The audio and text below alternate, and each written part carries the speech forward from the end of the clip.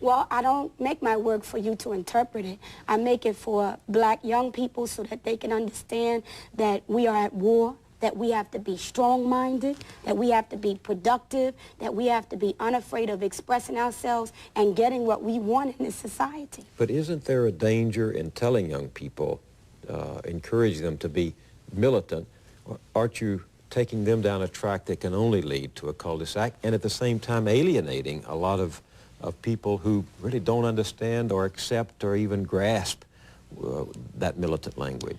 Well, what most people who know my work know is that I don't only teach young blacks to be militant, I teach them to be intelligent, substantive, to make analysis. I think that America has to stop painting young black people as being uncivilized and irrational, which is what they've done in the coverage of this story in Los Angeles.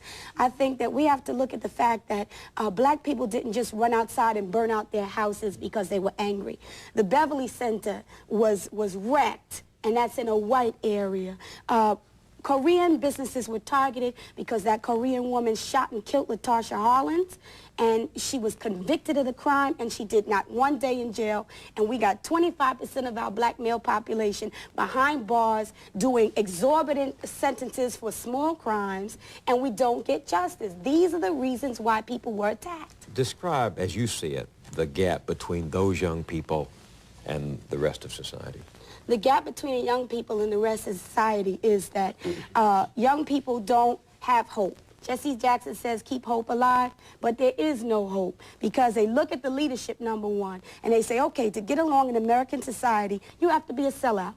You have to put on a suit, talk like a white man, ask for what white people want, say what white people like to be successful. And young black people don't see that as something that they want to strive for. We want to be able to be who we are, talk how we talk, walk how we walk, live how we want to live, and be producers and providers for our children in the future. We want to be African. Didn't you want to go into politics once? You went to Washington and worked, didn't you? I went to Washington and worked, but once I found out that there was no work going on in Washington, I decided that I didn't want to be part of that scenario.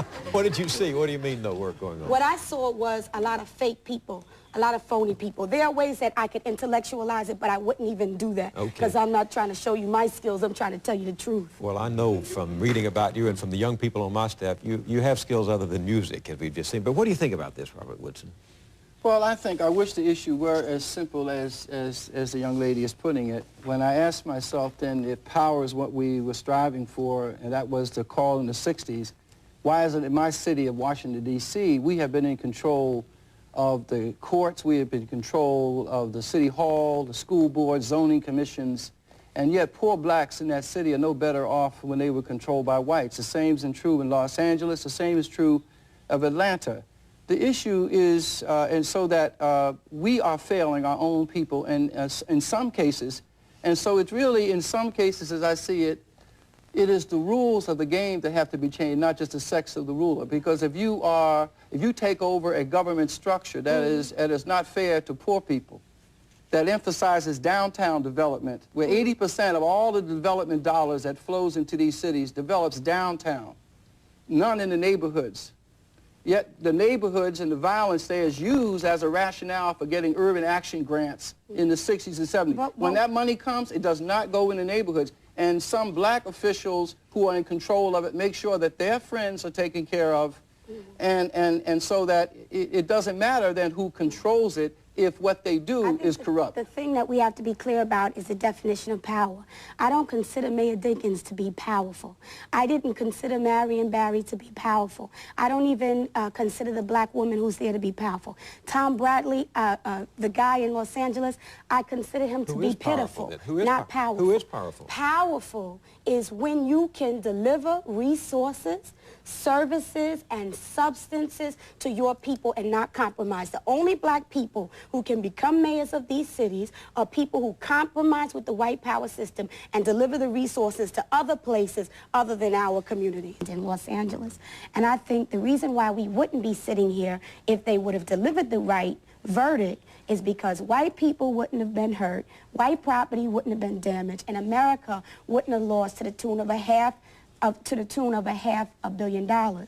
In terms of solutions, however, for young people, I see it as black people having to put pressure on the system, continued and consistent pressure, that we need to, I'm going to tell you what for. What we need to do is get our experts together, make an economic assessment of our relationship to America, our contributions to corporate activity, and divest from America as a white racist institution. Black youth, we spend a lot of money on sneakers, we spend a lot of money on gear, we spend a lot of money on jewelry, and we're going to have to be unified. For the first time in Los Angeles, we saw unity between the Bloods and the Crips. We need that. Yes, we need black but unity. Sister Soldier, these two gangs out there were unified in looting the community. They temporarily abandoned their own enmity between each other and helped to ransack their own community. That doesn't mean that I give up hope on their ability to become politically conscious. I think that black youth have been neglected, and they've also been looted, which is why they're looting.